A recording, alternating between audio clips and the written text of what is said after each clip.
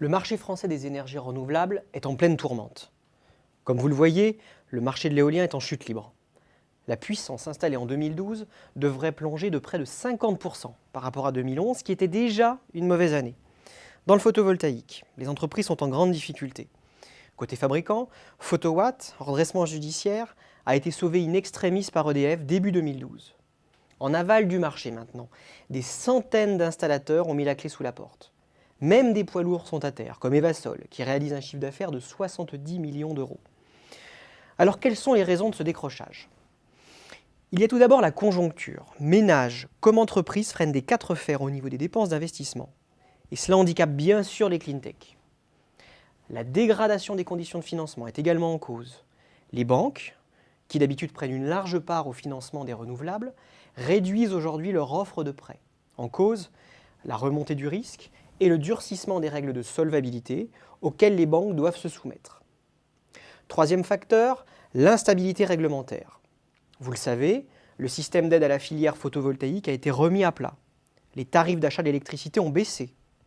Les conditions d'implantation des parcs éoliens ont été durcies. Les crédits d'impôt pour les marchés résidentiels se sont réduits. Tous ces bouleversements n'incitent en rien les investisseurs à mettre leur argent dans le green business. Trop risqué. Les renouvelables font aussi les frais de nombreux recours devant la justice. Et c'est particulièrement vrai dans l'éolien, où les riverains s'opposent quasi systématiquement à l'implantation de parcs. Dernier facteur, le renforcement de la concurrence internationale, surtout dans la filière photovoltaïque. Le constat est simple, la concurrence chinoise fait baisser les prix, ce qui n'arrange pas les affaires des fabricants tricolores, bien au contraire. Vous l'aurez compris, le green business va mal en France, mais un signal plutôt positif est venu de la conférence sur l'environnement. Le Premier ministre s'est engagé à simplifier le cadre juridique des énergies renouvelables, mais méfions-nous, car le diable se cache souvent dans les détails.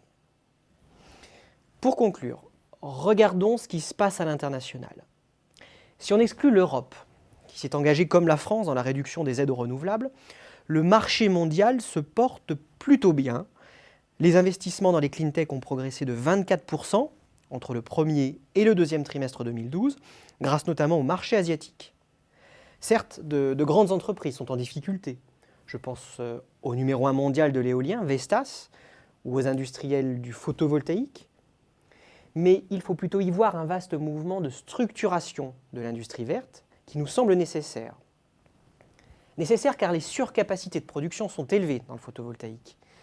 Nécessaire car le marché des cleantech est très fragmenté.